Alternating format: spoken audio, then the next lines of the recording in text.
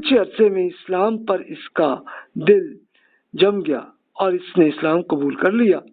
اب مسجد میں سبھی لوگ اسے بہت عزت دیتے تھے اور جب بھی وہ بسرا آتے تو اسے گلے سے ملتے تھے۔ یعنی ان کو ابھی تک تو یہ لگ رہا تھا کہ یار ہمارا سٹیٹس تو بس رعایا کا ہوگا، یا تو جی ہمارا سٹیٹس وہی بن گیا کہ جو ابو موسیٰ اشعری رضی اللہ عنہ کا، میرا بھی وہی سٹیٹس ہو گیا۔ تو اب ذرا امیجن کریں کہ یہ ایسا ایٹیٹیوڈ تھا کہ جس سے لوگ ایمان لائے۔ یعنی یہ بہرحال ایک ایگزامپل ہے، اس طرح اور بہت سے لوگ اسی طرح اپنے اپنے گورنرز کو ملتے رہے، نہ صرف گورنر بلکہ اور اسکالر صحابہ کرام میں جو تھے ان سے ملتے تھے، جو بھی کویشچن آنسرز چلتے تھے اور وہ ایمان لے آتے تھے۔ ایک تو یہ تمام۔ دوسرا معاملہ پھر یہ ہوا، ایک اور ایگزامپل وہ اسق صاحب کی ہے کہ یہ ایک جنگی قیدی تھے، مسلمانوں کے خلاف لڑتے ہوئے جنگ یرموک میں پکڑا گیا تھا۔ اسے مسلمانوں کے مرکزی شہر مدینہ منورہ لائے گئے اور غلام بنا لیے تھے۔ غلام کا مطلب کہ کچھ ٹائم کے لیے سروسز یہ کریں، اس کے بعد پھر دیکھ لیں کہ یہ بندہ اب کوئی ایک مسئلہ نہیں کریں گے تو ان کو آزاد کر دیں۔ تو مسلمانوں کے خلیفہ عمر فاروق رضی اللہ عنہ کے حصے میں آئے تو اسق کا امید یہ تھی کہ اس سے انتہائی محنت اور مشقت کا کام لیا جائے گا اور نہ کرنے کی صورت میں اسے کوڑوں سے پیٹا جائے گا۔ چونکہ وہ فوجی تھا، اسے جانتا تھا کہ جنگی قیدیوں کے ساتھ دشمن فوجیں کیا کرتی ہیں، لیکن وہ حیران رہا کہ خلیفہ نے اسے بہت ہی آسان کام دیا اور جب بھی اس سے ملتے تو نہایت ہی شفقت سے ملتے اور صرف اسق ہی نہیں بلکہ اپنے تمام غلاموں سے اسی طرح پیش آیا کرتے تھے۔ جس کے جو ضرورت ہوتی اسے خلیفہ خود پوری کرتے تھے۔ مثلا کھانے کی ضرورت ہے تو عمر فاروق رضی اللہ عنہ اٹھا کے کھانا ان کو اپنے غلاموں کو لے جا کے دے رہے ہوتے تھے۔ ذرا امیجن کریں یہ حالت تھی۔ ایک دن خلیفہ نے اسے اسلام کے بارے میں بہت سی باتیں بتائیں اور مسلمان ہونے کی دعوت دی، لیکن ساتھ یہ بھی کہہ دیا بیٹا دین کے معاملے میں کوئی جبر نہیں ہے۔ اسق کو خلیفہ کی ایک لونڈی سے محبت بھی ہو گئی تھی جو اس کی طرح ایک جنگ میں مسلمانوں کے خلاف شریک تھی، کہ وہ بھی ملٹری کی ایک خاتون تھی، اب وہ لونڈی بن کے آئی تھی۔ خلیفہ نے ان کی محبت کو بھانپ لیا اور ایک دن ان دونوں کی شادی کر کے ان دونوں کو آزاد کر دیا۔ دونوں اتنے متاثر ہوئے کہ انہوں نے اسلام قبول کر لیا۔ صرف یہ دونوں ہی نہیں بلکہ اس کے گرد و پیش مختلف مسلمانوں کے جتنے بھی غلام تھے، ان کا معاملہ یہی تھا کہ وہ اپنے آقاؤں کے حسن سلوک سے متاثر ہو کر اسلام قبول کرتے تھے اور ان کی آقا انہیں نہ صرف آزاد کر دیا کرتے تھے بلکہ انہیں اپنے خاندان کا حصہ بھی بنا لیا کرتے تھے۔ اسق اور اس کی بیوی نے اپنے بچوں کو مسجد نبوی میں قائم مدرسے میں بھیجنا شروع کر دیا تاکہ اس کی پرورش ایک سچے مسلمان کی طرح ہو۔ کچھ عرصے بعد اسق کی ملاقات اپنے رشتہ داروں سے ہوئی جو شام میں مقیم تھے، تو اسق کی تبلیغ کے نتیجے میں ان میں سے بہت سو نے اسلام قبول کر لیا۔ یہ بھی ایک ایگزامپل ہے کہ اس طرح سے دیکھیے کہ غلام بھی کیسے، وہ لوگ بھی کیسے ایمان لے آئے۔ اب یہ ایک ایگزامپل ہے۔ اب تیسرا کیس میں آپ کے سامنے یہ کہانی بھی عرض کرتا ہوں کہ بزنس کے ذریعے کیسے دعوت آئی۔ اس کی ایک ایگزامپل ایک راجو کی ہے۔ یہ کیرلا کے تھے۔ ان کے علاقے میں ایک ایسے راجا کی حکومت تھی جو اپنے لوگوں کا بہت خیال رکھتا تھا۔ تو راجو کا شہر کالی کٹ ساحل سمندر پر واقع تھا، جہاں صدیوں سے یمنی عرب مال تجارت لایا کرتے تھے۔ تو راجو کی شہر میں دکان تھی، وہ اپنا مال سلطنت کے دوسرے شہروں میں بھیجا کرتا تھا۔ جب بھی کوئی جہاز آ کر لنگر انداز ہوتا تو راجو اور دیگر تاجر عرب تاجروں سے مال خرید لیتے تھے۔ ایسا ہی ایک تاجر عبداللہ بھی تھا جس سے راجو کے اچھے تعلقات تھے۔ عبداللہ جب بھی کیرلا آتا تو راجو اسے اپنے حویلی میں ٹھہراتا تھا۔ عبداللہ کے ساتھ کبھی اس کے بیوی بچے بھی ہوا کرتے تھے اور راجو کی بیوی سے اچھے تعلقات بھی تھے۔ اب عبداللہ کی بیوی سے اور راجو کی بیوی کے تعلقات بھی تھے۔ جب بھی عبداللہ کی بیگم بھی آتی تو راجو اور اس کے بچوں سے بہت سے تحفے بھی لاتی۔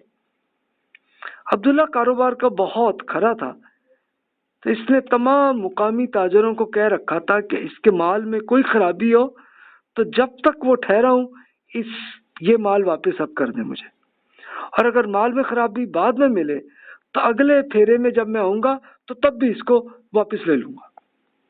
عبداللہ نہایت ہی مناسب قیمت پر انہیں مال فروخت کرتا تھا، تو یہی وجہ ہے کہ نہ صرف راجو بلکہ شہر کے سبھی تاجر عبداللہ پر اندھا اعتماد کرتے تھے۔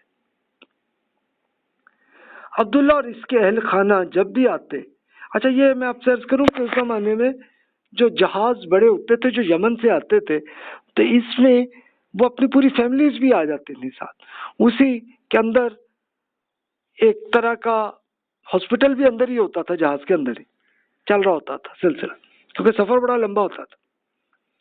تو عبداللہ اور اس کے اہل خانہ جب بھی آتے اور اس کے اہل خانہ کو اپنے علاقے کی باتیں بتاتے، اپنے خلیفہ کی عدل و انصاف کا ذکر کرتے اور ساتھ یہ بھی بتاتے کہ ان کا دین انسانوں کو برابر سمجھتا ہے۔ عبداللہ ایک اعلیٰ تعلیم یافتہ شخص تھا۔ وہ بتاتا تھا کہ جی اس کے مسلمانوں کے مرکزی شہر مکہ مکرمہ میں ایک صحابی، رسول اللہ صلی اللہ علیہ وسلم کے صحابی عبداللہ بن عباس رضی اللہ عنہما سے میں نے یہ سب کچھ سیکھا ہے، میں ان کا شاگرد ہوں۔ تو راجو اور دیگر تاجر سے متاثر ہوتے تھے۔ تو عبداللہ اس شہر کے مزدوروں میں بھی بہت مقبول تھا کہ جب بھی وہ آتا تو بہت سا مفت غلہ بھی ان سارے مزدوروں کو وہ دیتے ہوتے تھے، ان کی ضروریات کا خیال رکھتے تھے۔ یہ مزدور عبداللہ کے جہاز پر بھی کام کرتے تھے۔ عبداللہ کا ایک ساتھی خالد بھی تھا جو ایک طبیب تھا، ایک ڈاکٹر تھا اس زمانے کا، اور جب غربا کی علاج بھی وہ کر لیا کرتا تھا، اور سرگرمیوں کی وجہ سے اس ریاست کا راجہ بھی عبداللہ کو بہت پسند کرتا تھا۔ راجو نے ایک مرتبہ عبداللہ سے پوچھا کہ میں اگر اسلام قبول کروں تو کیا اس کی اجازت ہوگی؟ عبداللہ نے کہا بھائی اس میں میری اجازت کی آپ کو کیا ضرورت ہے، آپ جب چاہیں ہماری برادری میں آپ شامل ہو سکتے ہیں، اور یہ آپ ہی کا اپنا ڈیسیژن ہے۔ تو راجو نے اسلام قبول کیا اور اپنا کاروبار اپنے بھائی کے سپرد کر کے عبداللہ کے ساتھ جہاز میں چلے گئے۔ 1 سال تک وہ عبداللہ کے ساتھ جہاز میں ہی رہا، اور وہاں انہوں نے سری لنکا، مالدیپ، افریقہ، یمن، یہ سارے علاقے دیکھے، اور جب یہ خاص طور پر نوٹ کیا کہ عبداللہ جو کچھ ان کے علاقے میں کر رہا ہے وہی ہر اس شہر میں کرتا ہے جہاں جہاں اس کا بزنس ہے۔ پھر حج کا موسم آیا تو یہ لوگ اسی جہاز پہ جدہ چلے گئے، اور وہاں جا کے مکہ اور مدینہ منورہ انہوں نے دیکھا تو راجو کا دل بہت حیران ہو گیا کہ جی اس کے ایمان کو بہت تقویت ملی۔ ان سفروں میں اس کے ملاقات میں اس سے ایسے تاجروں سے ملاقات ہوئی کہ جو عبداللہ کی طرح ایک بزنس اور دعوت کا کام کر رہے ہیں، یعنی بہت سے بزنسز چل رہے تھے ایسے ہی، ہر ایک کے اپنے اپنے جہاز، اور وہ جی مختلف ملکوں میں جا رہے ہیں اور وہ سب دعوت بھی پہنچا رہے ہیں۔ تو اگلے سال راجو واپس آیا تو اس کی تبلیغ سے اس کی بیوی، بچوں اور بھائی کے خاندان سب نے اسلام قبول کیا۔ اب راجو قرآن پڑھ چکا تھا اور اسلام سے پوری طرح واقف تھا۔ اس نے ان کی تعلیم بھی شروع کر دی کہ اپنے بچوں کو، اپنے بھائی، ان کے سارے بھتیجے بھانجے، ان کی سٹڈیز کی، تو وہ بڑی تعداد اسلام قبول کر لیا انہوں نے۔ عبداللہ کے اثر و رسوخ کے سبب راجہ نے بھی انہیں مسجد بنانے کی اجازت بھی دی تھی۔